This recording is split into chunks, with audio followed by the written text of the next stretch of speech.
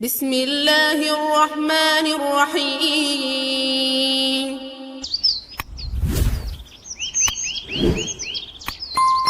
بسم الله الرحمن الرحيم لا يغرنك تقلب الذين كفروا في البلاد متاع قليل ثم مأواهم جهنم وبئس المهاد لكن الذين اتقوا ربهم لهم جنات تجري من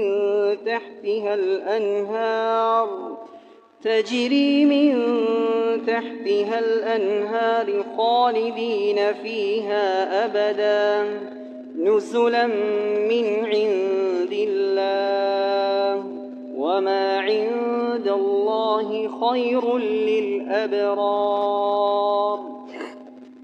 صدق الله العظيم. وبالسند المتصل منا إلى أمير المؤمنين في حديث رسول الله صلى الله عليه وسلم أبي عبد الله محمد بن إسماعيل البخاري رضي الله عنه وأرضاه قال حدثني أحمد بن إشكاب قال حدثنا محمد بن فضيل عن أمارة بن القعقاء النبي زرعة النبي هريرة رضي الله عنه أنه قال النبي صلى الله عليه وسلم كلمتان حبيبتان على الرحمن خفيفتان على اللسان ثقيلتان في الميزان سبحان الله وبحمده سبحان الله العظيم. அளவில்லா அருளும் இணையில்லா கிருபையும் கொண்டு அகில உலகத்தை படைத்து பரிபாலித்து பராமரித்து இரட்சித்து பாதுகாத்து போஷிக்கக்கூடிய வல்லநாயன் ஆதிபரம்பொருள் அல்லாஹ், அவனுக்கே அனைத்து புகழும் புகழ்ச்சிகளும் அல்ஹம்துலில்லாஹ். சலாத்தெனும் கருணையும் சலாமெனும் ஈடேற்றமும் நபிகுலத்திலகம் மனுக்குலத்தின் மகுடம் மாநிலம் போற்றும் மாமேதை உலகுக்கு வந்த உத்தமர் நற்குணத்தின் தாயகம் நபிகள் நாயகம் ஸல்லல்லாஹு அலைஹி வஸல்லம் அன்னவர்கள் மீதும் அந்த அண்ணல் நபிகளாருடைய வாழ்க்கை வழிமுறைகளை அடியொற்றி நடப்பதில் அணுவளவும் நெறிபிசகாது அகிலத்தார்களுக்கெல்லாம் அழகிய முன்மாதிரியாக வாழ்ந்து காட்டிய அன்னாருடைய தோழர்கள் சஹாபாக்கள் கியாம பரியந்தம் வரை வரக்கூடிய முஃமினான முஸ்லிமான ஆண்கள் பெண்கள் அனைவர் மீதும் உண்டாகட்டும்.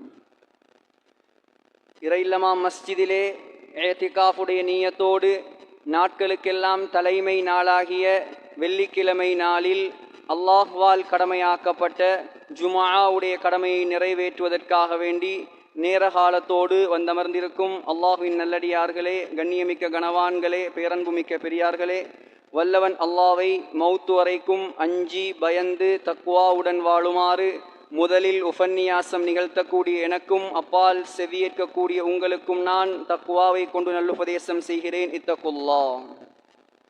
அன்பு நிறைந்த அல்லாஹ்வின் நல்லடியார்களே, அல்லாஹ் ரப்புல் ஆலமீன் இந்த உலக வாழ்க்கையை ஒரு சோதனை கூடமாக ஆக்கி தந்திருக்கிறான். சூரத்துல் முல்கில் அல்லாஹ் சொல்கிறான், தபாரக்கல்லதி பியதிஹில் முல்கு வஹுவ அலா குல்லி ஷைஇன் கதீர். எவனுடைய கரத்தில் ஆட்சி அதிகாரம் அனைத்தும் இருக்கிறதோ அத்தகைய அல்லாஹ் பரிசுத்தமானவன், பாக்கியங்கள் நிறைந்தவன், பரக்கத்துகள் பொருந்தியவன்.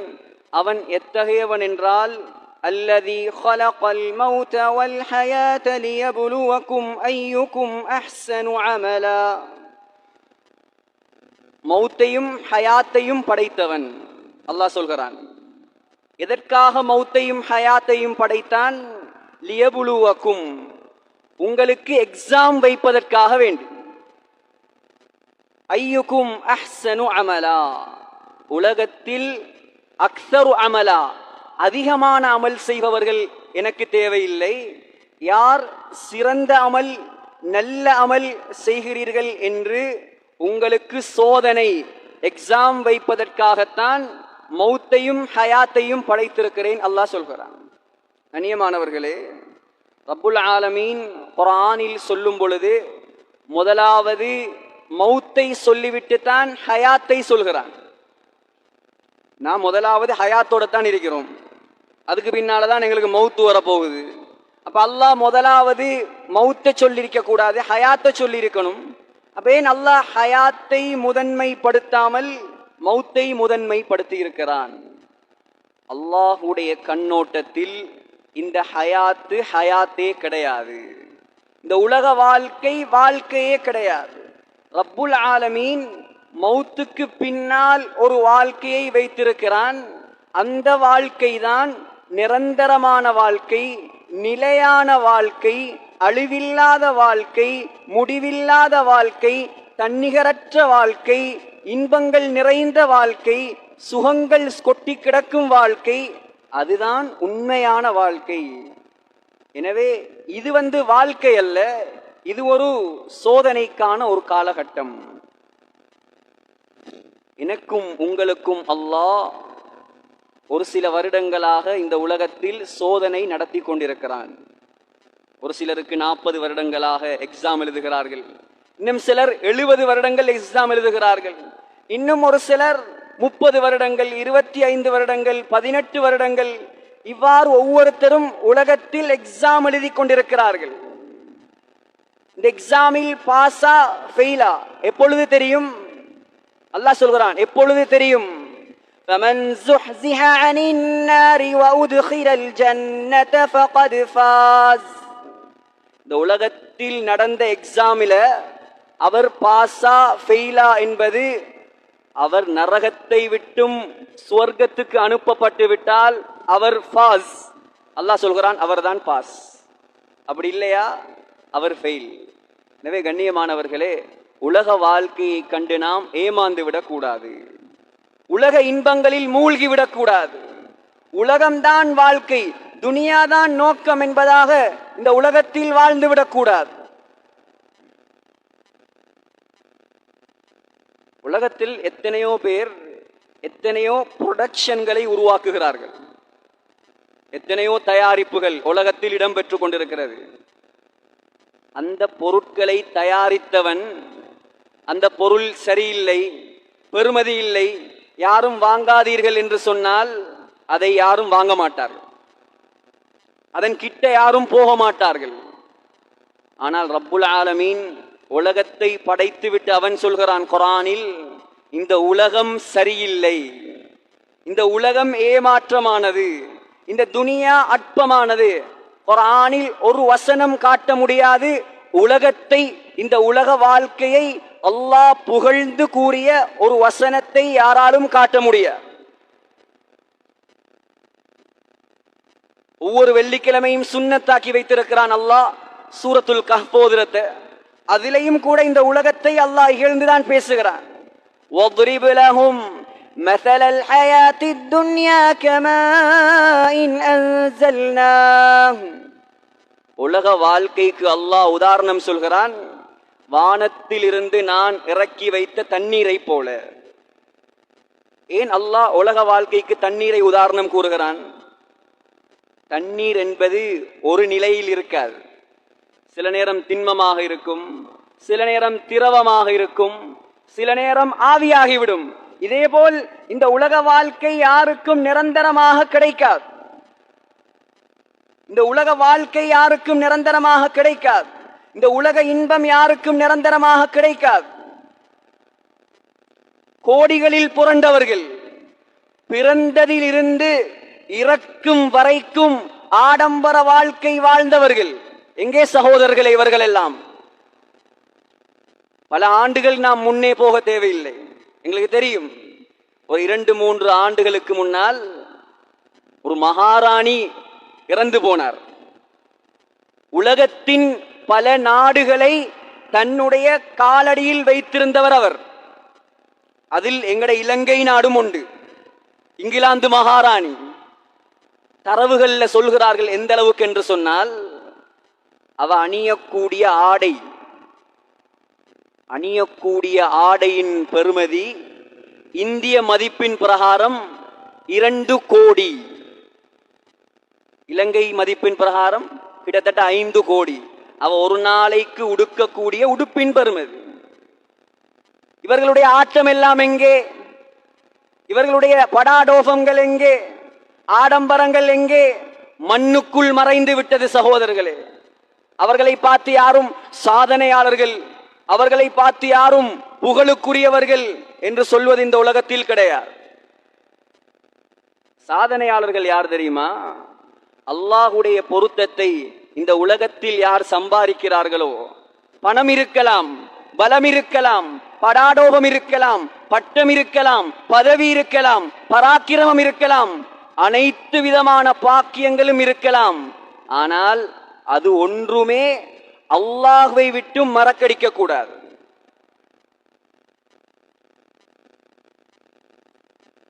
ஹஜ்ரத் உமருக்கு கிடைக்காத பணமா? ஹஜ்ரத் உமர் இப்னு அப்துல் அசீஸுக்கு கிடைக்காத பணமா? இன்று இருக்கக்கூடிய செல்வந்தர்களைப் போல அவர்கள் எல்லாம். ஆனால் கண்ணியமானவர்களே, உலகத்தை ஒதுக்கி வாழ்ந்தார்கள், அல்லாஹ்வுடைய நேசத்தை நெருக்கி வாழ்ந்தார்கள்.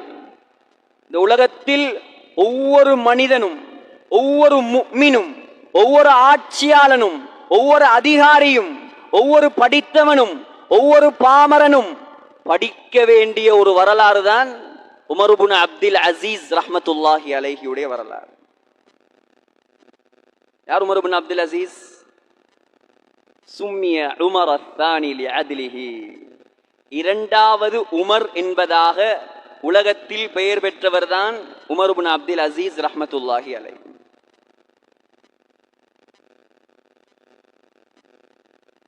இஸ்லாத்தை 3 பெரும் பரம்பரைகள் ஆட்சி செய்தார்கள்.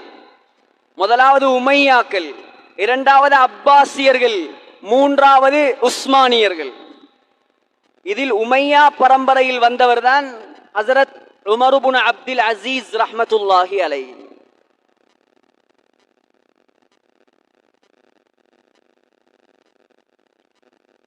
ஹஜ்ரத் உமர் ரலியல்லாஹு அன்ஹு அவர்களுடைய பேத்தியின் மகள். புலிக்கு பிறந்தது பூனையாகாது என்பதாக சொல்வார்கள். அதுக்கு உதாரணம் இதுதான். எங்க எல்லாருக்கும் தெரியும், உமர் ரலியல்லாஹு அன்ஹுடைய காலத்தில் பாலில் தண்ணீர் கலந்த ஒரு சம்பவம், பிரபல்யமான ஒரு சம்பவம், எல்லாரும் அறிந்த சம்பவம். ஹஜ்ரத் உமர் ரலியல்லாஹு அன்ஹு அவர்களுடைய ஆட்சி அது ஒரு வித்தியாசமான ஆட்சி. உலகத்தில் முஸ்லிம்களால் மாத்திரமல்ல, காஃபிர்கள் கூட எதிர்பார்க்கக்கூடிய ஒரு ஆட்சி.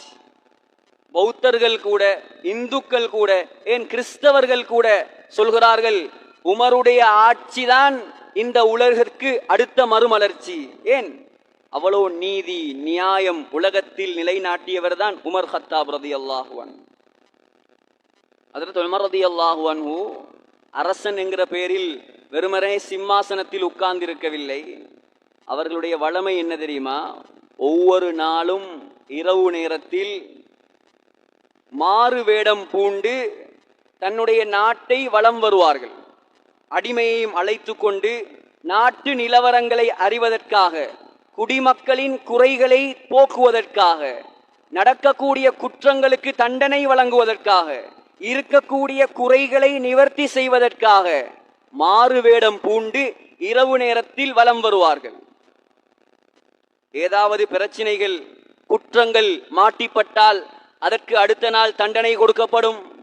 ஏதாவது குறைகள், வறியவர்கள், ஏழைகள், உண்பதற்கு குடிப்பதற்கு வசதி இல்லாதவர்கள் அறியப்பட்டால் அடுத்த நாள் அரச கருவூலத்திலிருந்து அவர்களுடைய தேவைகள் நிறைவேற்றப்படும். ஏதாவது பாராட்டத்தக்க விடயங்கள் நடந்தால் அடுத்த நாள் அவர்களுக்கு பாராட்டுக்கள் நடைபெறும். அப்படி ஒரு நாள் ஹஜ்ரத் அஸ்லம் ரலியல்லாஹு அன்ஹு அவர்களையும் கூட்டிக் கொண்டு உமர் ரலியல்லாஹு அன்ஹு மாறு வேடத்தில் வலம் வந்து கொண்டிருக்கிறார்கள். ஒரு வீட்டுக்குள் தாயும் மகளும் பேசிக் கொண்டிருக்கிறார்கள். என்ன பேச்சு நடக்குது? ஒரு பால்காரியும் அந்த பால்காரியின் மகளும். பால்காரி சொல்கிறார், மகளே, இன்று கறந்த பால்கள், இந்த கறந்த பால் விற்பனைக்கு போதுமானதாக இல்லை. எனவே கொஞ்சம் தண்ணீரை மிக்ஸ் பண்ணி பாலை கொஞ்சம் அதிகரித்து விற்பனை செய்து விடுவோம். மகள் சொன்னால், அமர அமீருல் முஃமினீன் அல்லா யுஷாபல் லபனு பில் மா. தாயே, இது யாருடைய ஆட்சி தெரியுமா? உமர் கத்தாபுடைய ஆட்சி. உமருடைய ஓர்டர், கட்டளை என்ன தெரியுமா? இந்த ஆட்சியில் பாலுடன் தண்ணீர் கடப்பது தடை, மாட்டிப்பட்டால் பயங்கரமான தண்டனை கிடைக்கும். தாய் சொன்னார், அன்தி ஃபீ மௌதிஇன் லைஸ ஃபீஹி அமீருல் முஃமினீன். நீ சொல்றது சரிதான், ஆனால் நீ இருக்கக்கூடிய இடத்தில் அமீருல் முஃமினீன் பார்த்து கொண்டா இருக்கிறார். அவர் எங்கேயோ இருக்கிறார், நீ எங்கோ இருக்கிறாய். பேசாம பாலில் தண்ணீரை கலந்து விட்டு வேலையை பார். மகள் சொன்னால், இன் கான அமீருல் முஃமினீன லம் யரானா வரப்பு அமீருல் முஃமினீன யரானா. தாயே, உமர் பார்க்கவில்லை என்றாலும் உமரை படைத்த அந்த ரப்புல் ஆலமீன் அல்லாஹ் பார்த்து கொண்டிருக்கிறான். என்னால் கலப்படம் செய்ய முடியாது, ஹராம், பாலில் தண்ணீரை நான் ஒருபோதும் கலக்க மாட்டேன் என்றால். உமர் ரலியல்லாஹு அன்ஹு வீட்டுக்கு வெளியிலிருந்து அனைத்தையும் கேட்டுக்கொண்டிருக்கிறார்கள். அஸ்லம் ரலியல்லாஹு அன்ஹு சொன்னாங்க, இந்த வீட்டில ஒரு அடையாளம் போடுங்க. வீட்டின் கதவில் ஒரு அடையாளம் போடப்பட்டது. அடுத்த நாள் அரச தர்பாருக்கு தாயும் மகளும் அழைக்கப்படுகிறார்கள். அழைக்கப்பட்டு ஹஜ்ரத் உமர் ரலியல்லாஹு அன்ஹு ஒன்றும் பேசல, தன்னுடைய ஆண் பிள்ளைகளை கூப்பிட்டார்கள். ஆண் பிள்ளைகள் எல்லாம் வந்தாங்க. கேட்டாங்க, உங்களில் யார் திருமணம் முடிக்காமல் இருக்கிறீர்கள்? ஹஜ்ரத் உமர் ரலியல்லாஹு அன்ஹுக்கு அப்துல்லா பின் உமர் என்ற ஒரு மகன், இன்னும் ஒரு மகன் இருந்தார், ஆசிம் பின் உமர். ஆசிம் ரலியல்லாஹு அன்ஹு சொன்னார், தந்தையே, நான் திருமணம் முடிக்கவில்லை. ஹஜ்ரத் உமர் ரலியல்லாஹு அன்ஹு சொன்னார்கள், இதோ இந்த பெண்ணை திருமணம் முடித்துக்கொள். அரசண்ட வீட்டுல பொண்ணெடுக்கிற அழகை பார்த்தீர்களா? அதுவும் எப்படிப்பட்ட அரசன்? சாதாரண அரசனா? சாமானிய அரசனா? உலக மகா சக்கரவர்த்தி. 22 லட்சம் சதுர மைல் கிலோமீட்டருக்கு சொந்தக்காரன் உமர் இப்னு கத்தாப் ரலியல்லாஹு அன்ஹு. ஹஜ்ரத் அபூபக்கர் மரணிக்கும் போது இந்த இஸ்லாமிய சாம்ராஜ்யத்துக்கு சொந்தமாக இருந்தது வெறுமனே ஹிஜாஸ் மாநிலம் என்ற பகுதி மட்டும்தான். ஸல்லல்லாஹு அலைஹி வஸல்லம் மதீனாவுக்கு போவதற்கு முன்னால் ஒரு அறிவிப்பு செய்தார்கள், உமிர்து பிகர்யத்தின் தகுலுல் குரா. எல்லா ஊர்களும் வெற்றி கொள்ளப்படக்கூடிய ஒரு ஊரின் பக்கம் அல்லாஹ் என்னை ஹிஜ்ரத் செய்யுமாறு ஏவி இருக்கிறான். யகூலூன யஸ்ரிப் வஹியல் மதீனா. மக்கள் யஸ்ரிப் என்று சொல்கிறார்கள், நான் சொல்கிறேன் யஸ்ரிப் அல்லது அது மதீனா முனவ்வரா. அந்த மதீனா முனவ்வராவில் உட்கார்ந்திருந்தவர் உமர் ரலியல்லாஹு அன்ஹு. நபியுடைய வார்த்தை அல்லாஹ் உமரின் மூலமாக உண்மைப்படுத்தினான். யாருக்காவது முடியுமா உமர் ரலியல்லாஹு அன்ஹு அவருடைய ஆட்சியில் ஒரு யுத்தத்தில் கலந்து கொண்ட சரித்திரத்தை காட்டுவதற்கு யாருக்கும் முடியாது. மதீனாவுல தான் உட்கார்ந்திருந்தார், எந்த ஒரு யுத்தத்துக்கும் போனது கிடையாது. மதீனாவில் இருந்து கொண்டே அல்லாஹ்வின் உதவியால் இன்றைய கணக்கின்படி சொல்ல போனால் கத்தாரை வெற்றி கொண்டார், பஹ்ரைனை வெற்றி கொண்டார், யமனை வெற்றி கொண்டார், ஓமானை வெற்றி கொண்டார், ஈஜிப்டை வெற்றி கொண்டார், சிரியாவை வெற்றி கொண்டார், பாலஸ்தீனை வெற்றி கொண்டார், இத்தாலியை வெற்றி கொண்டார், ரோமானியாவை வெற்றி கொண்டார், ஈரானை வெற்றி கொண்டார், இந்தியா வரைக்கும் இஸ்லாத்தின் வேரை ஊன்றினார் உமர் ரலியல்லாஹு அன்ஹு. இன்றைக்கு ஒரு நாட்டுக்கு அரசனாக இருந்து கொண்டு, ஒரு நாட்டுக்கு அதிபதியாக இருந்து கொண்டு பெருமை அடிக்கிறார்கள், தங்க படிகளில் ஏறி இறங்குகிறார்கள், ஒரு நாளைக்கு பல கோடிகளை செலவழிக்கிறார்கள். ஹஜ்ரத் உமர் யார் சகோதரர்களே? மன்னன் என்று சொல்ல முடியாது, மன்னாதி மன்னன், உலக மகா சக்கரவர்த்தி. பொன்னெடுக்கிறார் மகனுக்கு. உலக மகா சக்கரவர்த்தியின் மருமகள் யார்? ஒரு பால்காரியின் மகள். இதெல்லாம் எங்களுக்கு படிப்பினை, இதெல்லாம் எங்களுக்கு ரோஷம் வர வேண்டிய விஷயங்கள். ஏன் அவருக்கு ஏலாதா சைனா நாட்டு மன்னனின் மகளை தன்னுடைய மகனுக்கு பேசுவதற்கு? உமரின் பெயரை கேட்டாலே அந்த காலத்தில் உலகம் நடுங்கும் சகோதரர்களே, அப்படிப்பட்ட வல்லரசன் அவர். மகளுக்கு பெண் எடுக்கிறார், ஒரு பால்காரியின் மகளை. ஏன்? அந்த பெண்ணுடைய வசதியை பார்க்கவில்லை, வாய்ப்பை பார்க்கவில்லை, அழகை பார்க்கவில்லை, வம்சத்தை பார்க்கவில்லை, குலத்தை பார்க்கவில்லை, கோத்திரத்தை பார்க்கவில்லை. அல்லாஹ்வுடைய அச்சத்தை மட்டும் பார்த்தார். அல்லாஹ்வுடைய அச்சம் உன்னிடத்தில் இருக்கிறதா, நீதான் எனக்கு மருமகளாக வருவதற்கு தகுதி. இன்னைக்கு பொன் பார்க்க போறாங்க, அல்லாஹ்வுடைய அச்சம் இருக்குதா, மார்க்கம் இருக்குதா, இது மட்டும்தான் பார்க்கிறல்ல, மத்த எல்லாம் பார்ப்பார்கள், மத்த எல்லாம் பார்ப்பார்கள். இந்த ஒழுங்கைக்குள்ளால கார் போகுமா? மாமியா கேப்பா. இதால வாகனம் வெட்டி எடுக்க இயலுமா? ஓடு போட்ட வீடாக இருந்தால் சொல்லுவார்கள், கொஞ்சம் ஸ்லெப் போட்டு கொடுத்தால் நல்லமே, மருமகன் மேலே கட்டி கொள்வார். அதற்கு மாமனார் இன்னும் 10 வருஷம் உழைக்கணும். மேலே ஸ்லெப் போட்ட வீடாக இருந்தா சொல்லுவார் மாமியா, இப்ப அடிக்கிற சூட்டுக்கு இதுக்குள் எப்படி மனுஷன் இருக்கிற, கொஞ்சம் மேலையும் கட்டி கொடுத்தா கல்யாணத்தை உடனே வைக்கலாம். அநியாயம் சகோதரர்களே. விட்டா பிளைட் இறக்கிறதுக்கு மேடம் கேட்பாங்க பொண்ணுடைய வீட்டில். இது நம்மட காலத்தில் நடக்கக்கூடிய, நம்மட மாகாணங்கள்ல நடக்கக்கூடிய அநியாயம் இதெல்லாம். ஹஜ்ரத் உமருடைய வாழ்க்கை எப்படிப்பட்ட ஒரு வாழ்க்கை சகோதரர்களே, எவ்வளவு முன்னுதாரணமான வாழ்க்கை. சொத்தை சுகத்தை பார்க்காமல் பெண்ணெடுத்தார்கள். அந்த பரம்பரையில் 2வது உமரே உருவாகினார். அந்த ஆசிமுக்கும் அந்த பால்காரியின் மகளுக்கும் லெய்லா என்ற ஒரு பெண் பிள்ளை பிறந்தாள். அந்த லெய்லா என்ற பெண்ணுக்கு பிறந்தவர் தான் உமர் இப்னு அப்துல் அசீஸ் ரஹ்மத்துல்லாஹி அலைஹி. எங்களுக்கு தெரியும் 4 நேர்வழி பெற்ற கலீஃபாக்கள், ஹஜரத் அபூபக்கர், ஹஜரத் உஸ்மான், ஹஜரத் உமர், ஹஜரத் உஸ்மான், ஹஜரத் அலி. வரலாற்று ஆசிரியர்கள் எழுதுகிறார்கள், 5வது நேர்வழி பெற்ற கலீஃபா ஒருவர் இருக்கிறார். சாதாரண நேர்வழி அல்ல, சாதாரண ஆட்சி அல்ல. எந்த அளவுக்கு அமைதியும் சுமூகமும் ஒற்றுமையும் இணக்கமும் அவருடைய ஆட்சியில் இருந்தது என்று சொன்னால், ஹயாத்துல் ஹயவானில் குபுரா என்ற கிதாபில் அல்லாமா தமீரி அலைஹி ரஹ்மா எழுதுகிறார், உமர் இப்னு அப்துல் அசீஸ் உடைய ஆட்சியில் ஆடும் ஓனாயும் ஒரே குளத்தில் ஒன்றாக தண்ணீர் குடிக்குமாம். கட்டுக்கதைகள் அல்ல, இதெல்லாம் ஆதாரம் இருக்கிறது. மானும் சிங்கமும் ஒரே குளத்தில் தண்ணீர் குடிக்குமாம். அவ்வளோ நீதி நிலைநாட்டப்பட்ட ஆட்சி.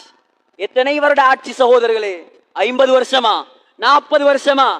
வெறுமனே 2 வருஷ ஆட்சி தான். 2 வருஷ ஆட்சி. உலகத்தில் செய்த சேவைகள், உலகத்தில் செய்த சாதனைகள் நிலையற்றது. சஹாபாக்களுக்கு தொழுகை நடத்தியவர் ஹஜ்ரத் உமர் இப்னு அப்துல் அசீஸ். 30 உஸ்தாதுமார்களிடம் படித்தார். அதில் 8 பேர் முக்கியமான சஹாபாக்கள். அப்துல்லா பின் உமர், ஜாஃபர் பின் அபி தால், அப்துல்லா பின் ஜாஃபர், சஹ்ல் இப்னு சஅத் அஸ்-சாயிதி, அனஸ் இப்னு மாலிக். அனஸ் இப்னு மாலிக் யார் தெரியுமா? நபி ஸல்லல்லாஹு அலைஹி வஸல்லமுக்கு 10 வருஷம் பணிவிடை செய்தவர். 10 வருஷம்.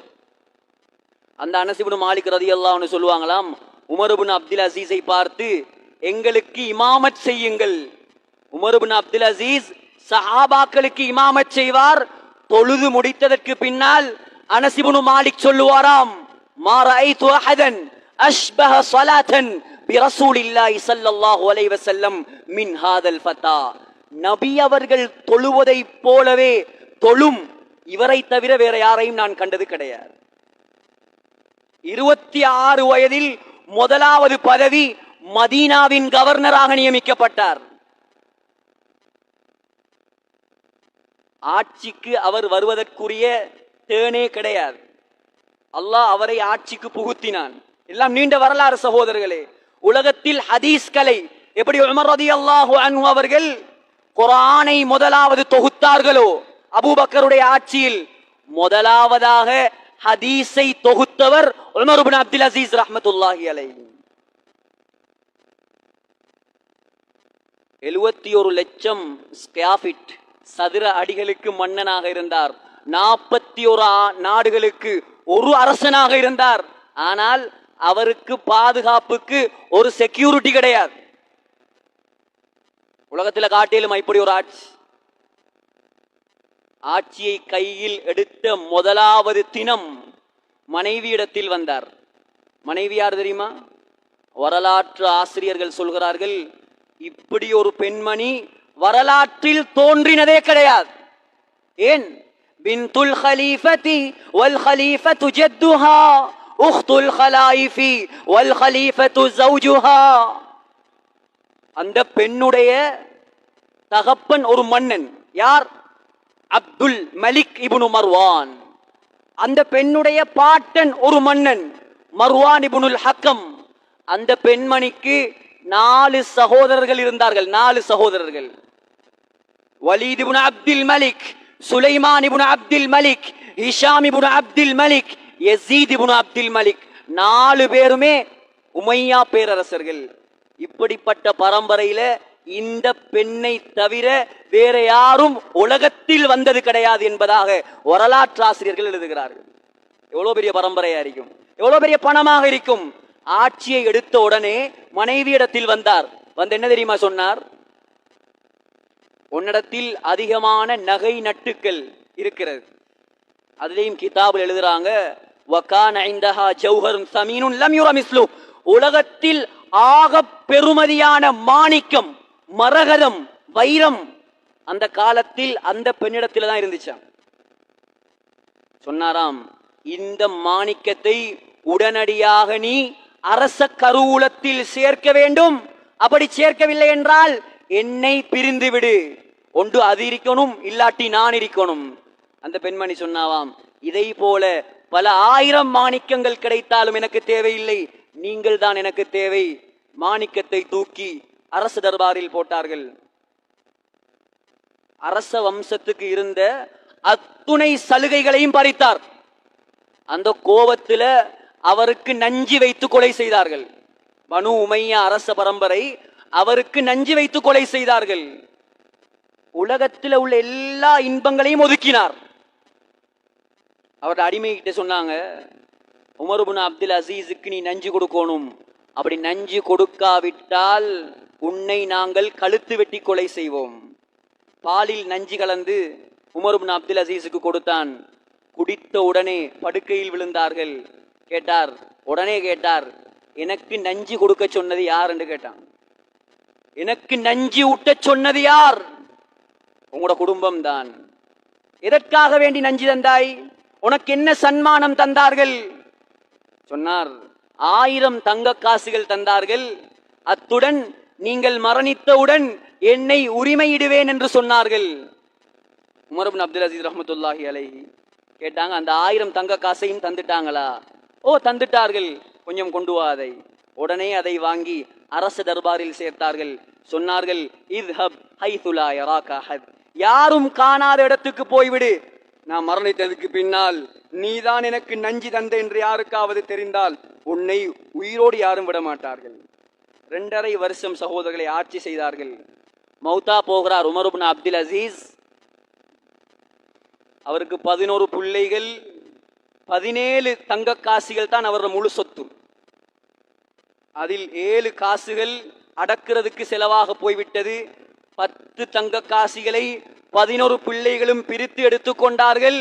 உலமாக்கள் எழுதுகிறார்கள், அந்த மகானுடைய பிள்ளைகள் பின்னால் ஒரு காலத்தில் ஒரு நாளைக்கு 100 குதிரை அளவு பொருட்களை சதக்கா செய்தார்கள். இதெல்லாம் படிப்பினை சகோதரர்களே, வரலாறு கேட்பதல்ல. உலகத்தில் வாழக்கூடிய காலத்தில் துனியாவை நோக்கமாக கொள்ளக்கூடாது. ஹஜரத் உமர் நினைத்திருந்தால் தங்க கட்டிலில் படுத்திருக்கலாம். அவருக்கு கிடைக்காத சொத்தா? கிஸ்ரா அந்த காலத்தில், இந்த காலத்து ரஷ்யா அமெரிக்காவை போல அந்த காலத்தின் வல்லரசு தான் கிஸ்ரா, அதாவது ஈரான் நாடு. அந்த ஈரான் நாடை கைப்பற்றினார். அந்த கிஸ்ரா மன்னனுடைய அத்துணை சொத்துகளும் உமர் ரலியல்லாஹு அன்ஹுடைய காலில் கொண்டு வந்து கொட்டப்பட்டது. எவ்வளோ பெருமதியான சொத்து தெரியுமா? அந்த கிஸ்ரா மன்னன் தலையில போடக்கூடிய கிரீடம், மகுடம், அது 91 கிலோ தங்கம். பொய்க்கணக்கு என்பதாக யோசிக்காதீர்கள். ஒரு மனிதனால் 91 கிலோ தங்கத்தை தலையில் அணிய முடியுமா? அவனுடைய சிம்மாசனத்துக்கு மேலால் தங்கச் சங்கிலியால் கட்டப்பட்டு அந்த மகுடம் தொங்கிக் கொண்டிருக்கும். அரசன் வந்து உட்கார்ந்தா சரியா தலைக்கு நேராக அந்த மகுடத்தை கொண்டு வந்து வைப்பார்கள். இப்படி ஆண்ட ஆட்சிகள், இப்படி ஆண்ட அரசர்கள், மிரிக்கக்கூடிய காபட்ல எத்தனையோ தங்கங்கள், வெள்ளிகள், மாணிக்கங்கள் எல்லாம் உமர் ரலியல்லாஹு அன்ஹுடைய காலடியில் கொண்டு வந்து கொட்டப்பட்டது. உமர் ரலியல்லாஹு அன்ஹு எல்லாத்தையும் சஹாபாக்களுக்கு பங்கு வைத்து கொடுத்து விட்டார்கள். சாதித்தார்கள். உலகத்தின் சாதனையாளர்களாக இருந்தார்கள். எதன் மூலமாக? அல்லாஹ்வுடைய அச்சத்தின் மூலமாக, அல்லாஹ்வுடைய பயத்தின் மூலமாக, ஈமானின் மூலமாக. சொத்துகளால், செல்வங்களால் அல்ல சகோதரர்களே. குறுகிய கால வாழ்க்கையை அல்லாஹ் தந்திருக்கிறான். இதுக்குள் துனியா துனியா உலகம் உலகம் என்பதாக அலைந்தால் கண்ணை மூடினதுக்கு பின்னால் கை சேதம் தான் கிடைக்கும். உலகத்துல வாழக்கூடிய காலம் பெருமதியான காலம். அல்லாஹ் எங்கட மறுமைக்காக வேண்டி எங்களுக்காக ஒதுக்கி தந்த காலம். இதில் சிலருடைய வேலை என்னன்னு சொன்னா மற்றவனை பற்றியே சிந்தனை. என்னவோ கியாமத் நாள்ல அல்லாஹ் இவரை எழுப்பி மற்றவர்களை பற்றி கேள்வி கேட்பதை போல 24 மணித்தியாலமும் மற்றவர்களுடைய பலாய், மற்றவர்களுடைய குறைகள், புறங்கள், பொய்கள், பித்தலாட்டங்கள், ஏமாத்துக்கள், பிரச்சனைகள், இப்படி நாளுக்கு நாள் மோசமாகிக் கொண்டே போகிறது எம்முடைய குணங்கள் சகோதரர்களே. வாழக்கூடிய காலத்தில் எம்மால் உமராக மாற முடியாது, உமர் இப்னு அப்துல் அசீஸாக மாற முடியாது. ஆனால் குறைந்தது நாம் மரணித்தால் 10 பேர் சொல்ல வேண்டும், நல்ல மனிதன் மரணித்து விட்டான். இதை சம்பாதிங்க. உலகத்தில் ஒரு நல்லவன் மௌத்தாகி விட்டான் என்று 10 பேர் சொன்னால், ஒரு 40 பேர் சொன்னால் அல்லாஹ் அதை கபூல் செய்வான், எங்களை நல்லவர்களாக ஏற்றுக்கொள்வான். மனிதன் சொல்லக்கூடாது தொலைந்து போய்விட்டான், நிம்மதி சந்தோஷம் இவனால் தொல்லை என்பதாக யாராவது சொன்னால் அது எங்கட மௌத்து நல்ல மௌத்தாக இருக்காது. எனவே உலகத்தில் வாழக்கூடிய காலம் சகோதரர்களே, ஈமானை அதிகரித்துக் கொள்வோம், பெரியவர்களை மதிப்போம், ஊரில் தொழுகையை நிலைநாட்டுவோம், அல்லாவுக்கு வழிபடுவோம், அல்லாவை கண்ணியப்படுத்துவோம், படைத்தவன் கூப்பிட்டா பள்ளிக்கு வருவோம். இன்னைக்கு சொல்றோம், நாங்க உதவி செஞ்ச ஒருவன், நாங்க பணம் கொடுத்த ஒருவன் ஏதாவது ஒரு துரோகம் செய்து விட்டால் நன்றி கெட்டவன், நன்றி கெட்டவன், நன்றி கெட்டவன் வாய் நிறைய சொல்கிறார்கள், ஊர் புல்லாக ஏசுகிறார்கள். இந்த ஆரோக்கியத்தை தந்தவன் யார்? இந்த அதிகாரத்தை தந்தவன் யார்? இந்த பேச்சை தந்தவன் யார்? இந்த உயிரை தந்தவன் யார்? உணவை தந்தவன் யார்? உடலை தந்தவன் யார்? மனைவியை தந்தவன் யார்? செல்வத்தை தந்தவன் யார்? அந்த அல்லாவுக்கு நன்றி கெட்டவர்களாக, அவனை சுஜூது செய்யாதவர்களாக எங்கள் எத்தனை நண்பர்கள், எத்தனை சகோதரர்கள், எத்தனை குடும்பத்தார்கள் இந்த உலகத்தில் வாழ்ந்து கொண்டிருக்கிறார்கள். நன்றி கெட்டவர்களாக வாழ்கிறோமே சகோதரர்களே. எனவே இருக்கக்கூடிய காலம் இது வீணான காலம் அல்ல. அல்லாஹ்வே சொல்கிறான், உலகத்தில் சில மக்களுக்கு எவ்வளவு சொன்னாலும் விளங்காது, எவ்வளவு சொன்னாலும் விளங்காது. அல்லாஹ் சொல்றான், கியாமத்துடைய நாளில் மரணித்ததற்கு பின்னால் பாவிகளுக்கு முன்னால் நான் நரகத்தை கொண்டு வருவேன். அல்லாஹ் சொல்றான், நரகத்தை கொண்டு வருவேன். ஸல்லல்லாஹு அலைஹி வஸல்லம் சொன்னார்கள், 70,000 கடிவாளத்தால் அல்லாஹ் நரகத்தை கட்டுவான். 70,000 கடிவாளம். துஜாஉ பி ஜஹன்னம் வலஹா 70,000 ஸிமாம். 70,000 கடிவாளத்தால் அல்லாஹ் நரகத்தை கட்டி இழுப்பான். ஒவ்வொரு கடிவாளத்திலும் 70,000 மலக்குமார்கள் இருப்பார்கள். அந்த நரகத்தின் கூச்சலை, கோஷத்தை, நெருப்பு கங்குகளை பார்த்ததற்கு பின்னால் தான் அல்லாஹ் சொல்கிறான், யததக்கருல் இன்சான். சில மக்களுக்கு புத்தி வருமாம். உலகத்தில் சொன்னார்களே, உலமாக்கள் சொன்னார்களே, தாயிகள் சொன்னார்களே, பெரியவர்கள் சொன்னார்களே, அந்த நரகம் இதுதானா, மிஸ் பண்ணிட்டேன், உலக வாழ்க்கையை நோகடித்து விட்டேன், மோசடி செய்து விட்டேன், வீணடித்து விட்டேன் என்பதாக கவலைப்படுவானாம், கை சேதைப்படுவானாம். அல்லாஹ் சொல்கிறான், வயௌம யஉத்துல் ஸாலிமு அலா யதை. கையை கடித்து கடித்து முழு கையையும் கடித்து துப்புவான் அந்த மறுமை நாளில். அல்லாஹ் சொல்றான், நான் சொல்லல. அல்லாஹ் சொல்லிட்டு என்ன தெரியுமா சொல்றான், வஅன்னா லஹு ذிக்ரா. இப்ப புத்தி வந்து என்ன பிரயோசனம்? ஒரு பிரயோசனமும் இல்லை. அல்லாஹ் சொல்றான், நரகம் என்று முடிவு செய்யப்பட்டால் நீ நரகவாதிதான், உன்னை யாராலும் சொர்க்கத்துக்கு அனுப்ப முடியாது. சொர்க்கம் என்று முடிவு செய்யப்பட்டால் நீ சொர்க்கவாதிதான். உலகத்தில் தான் பல பிரிவுகள். அல்லாஹ் சொல்கிறான், அங்கே நான் 2 பிரிவு தான் பிரிப்பேன். படித்தவன் என்று பிரிக்க மாட்டேன், ஏழை என்று பிரிக்க மாட்டேன், பணக்காரன் என்று பிரிக்க மாட்டேன். எப்படி தெரியுமா பிரிப்பேன்? ஃபரீகுன் ஃபில் ஜன்னஹ் வ ஃபரீகுன் ஃபிஸ் ஸஈர். சொர்க்கவாதி, நரகவாதி, நல்லவன், கெட்டவன், இந்த ரெண்டு பிரிவுதான் அந்த மறுமை நாளில். அது உலகத்தின் முதலாவது பணக்கார நாடாக இருக்கக்கூடிய கத்தார் நாட்டு மன்னனாக இருந்தாலும் சரி, அல்லது உலகத்தையே கட்டியாண்ட சுலைமான் அலைஹிஸ்ஸலாமாக இருந்தாலும் சரி, ரெண்டுல ஒரு கூட்டத்தில் தான் மறுமையில் அல்லாவுக்கு முன்னால் நடுங்கிக் கொண்டுதான் நிற்க வேண்டும். சகோதரர்களே, அதை கொஞ்சம் உலகத்தில் நினைப்போம், அந்த வாழ்க்கைக்கு தயாராகுவோம். ஏமாந்து விட வேண்டாம். உலகத்துக்கு பின்னால போய் போய் போய் போய் துனியாவே வாழ்க்கை என்பதாக வாழ்ந்து சிலர்கள் கஷ்டப்பட்டு வேர்வை சிந்தி உயிரை கொடுத்து இரத்தத்தை கொட்டி உழைத்து சம்பாதிக்கிறார்கள். யாரோ அனுபவிக்கிறான், அவன் கபருக்குள்ள போறான். நடக்குதா இல்லையா? உண்மையான சம்பவங்கள். 20 வருஷம் செலவழித்து வெளிநாடில் கஷ்டப்பட்டோர் ஒரு ஊரு கட்டினார். 5, 6, 7 கோடி. மௌத்தாகினா மனைவி சொல்லுவாவா, இந்த மாப்பிள்ள 20 வருஷமா கஷ்டப்பட்டு வேர்வை சிந்தி கட்டின வீடு, மையத்தை ஒரு 20 நாளைக்கு வைக்க மாட்டீங்களான்னு கேட்பாவா? யாராவது கேட்பாங்களா? சகோதரர்களே, மனைவிதான் முதலாவது கேட்பா, மையத்தை எப்ப எடுக்கிற? இதுதான் உலக வாழ்க்கை. நீ கட்டின ஒரு வீடு கூட உனக்கு சொந்தம் கிடையாது, 6 அடி கபரு கூட உனக்கு சொந்தம் கிடையாது. அதிலிருந்தும் அல்லாஹ் வெளியெழுப்பி விடுவான். எனவே ஏமாறக்கூடாது, ஏமாற்றக்கூடாது. அல்லாவை ஏமாத்த இயலாது, யாரையும் ஏமாத்தலாம், அல்லாவை ஏமாத்தாதீர்கள். போலியான வாழ்க்கையை நம்ப வேண்டாம். அல்லாவுக்காக ஒதுங்குவோம், குறைந்தது தொழுவோம், அல்லாவுக்கு வழிபடுவோம், ஹராத்தை விட்டு எங்களை பாதுகாப்போம். உலகத்தில் நல்லவர்களாக வாழ்ந்து ஈமானோடு மரணிக்க அல்லாஹ் நம் அனைவருக்கும் தௌஃபீக் செய்வானாக.